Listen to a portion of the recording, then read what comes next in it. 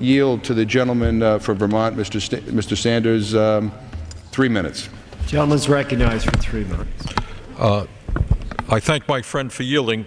And Mr. Speaker, I rise in strong opposition to this martial law rule and also strong opposition to the budget resolution that we will be dealing with later this afternoon. Mr. Speaker, the budget resolution that we are debating is wrong and very bad public policy for at least 3 reasons. First, it is grossly unfair.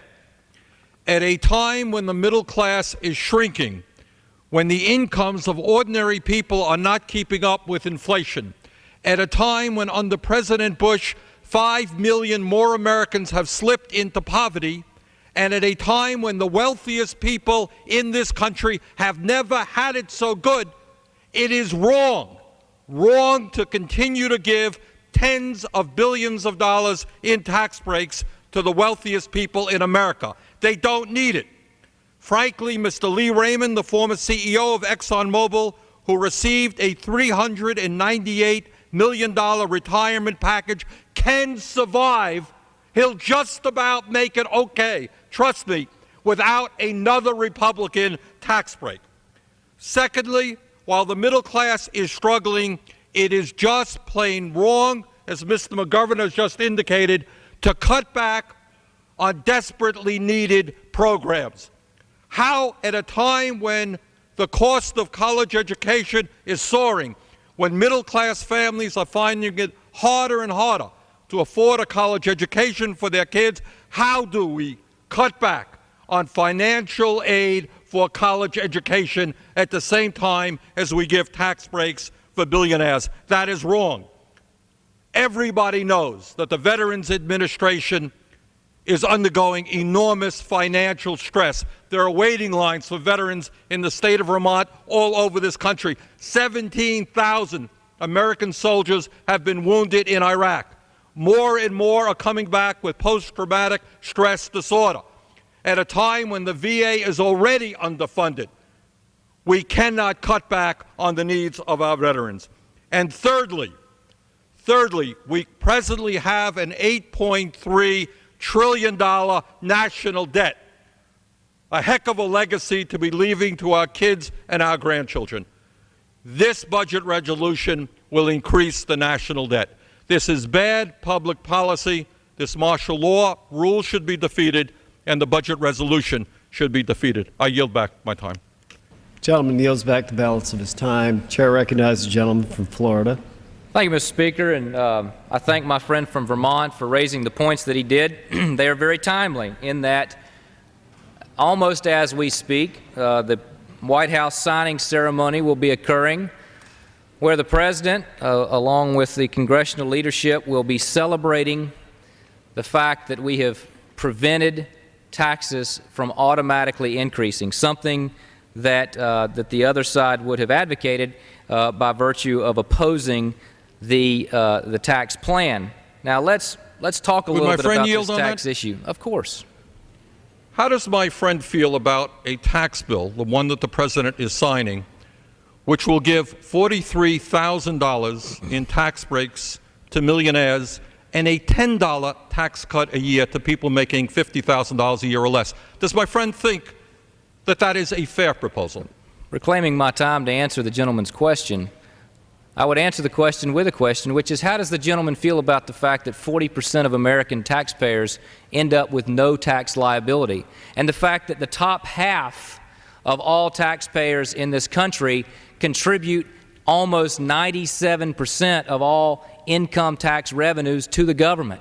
So you have to have a situation where the people who pay taxes are getting tax relief, because we've created such an upside-down system where 40% of Americans have no tax liability. How is that sharing in the burdens of democracy? How is that contributing to the needs of the federal government? We have limited time. Let me go into this a bit. Up to 40% of federal tax filers cannot receive further tax relief because they have no tax liability. Millions of families in the bottom 20% have either zero tax liability or get money back from the government after April 15th, through the Earned Income Tax Credit or the Child Tax Credit. Millions, in 2003, as I said, the top half of taxpayers, the top 50% of taxpayers, contributed 96.5% of all federal individual income taxes, while the bottom 50%, the bottom half, contributed less than 3.5%. This reflects the early effects of the Republican tax reforms under the Economic Growth and Tax Reconciliation Act and the Jobs and Growth Tax Reconciliation Act. The top 1%, of tax filers paid 34% of all federal personal income taxes in 2003, while the top 10% accounted for 66% of those taxes. So this is not just about going after athletes and rock stars and Hall of Fame pitchers. It's small businesses who pay at the individual rate that are receiving the benefits of these tax reforms. It is married couples who have benefited from seeing the marriage tax penalty eliminated. It is families with children. It is an extension of the 10% bracket.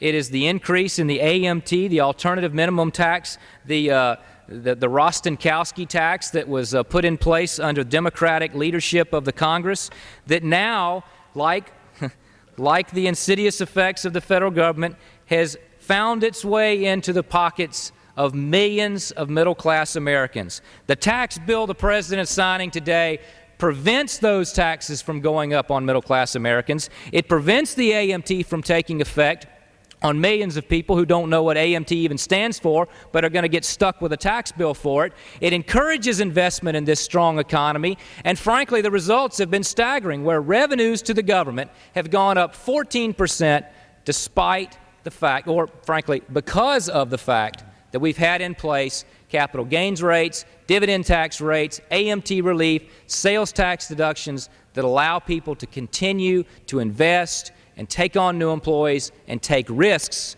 which is the heart of a free enterprise economy. I reserve the balance of my time. Gentleman reserves the balance of his time. Gentleman from Massachusetts. I yield the gentleman from Vermont. Well, I thank my friend for his presentation. I thank my friend for his presentation. But when you talk about who is paying what in income tax, you're forgetting a very important part of the equation, and that is who is making what in income. And as the gentleman well knows, or should know, in the United States today, we have the most unequal distribution of income and wealth of any major country on earth.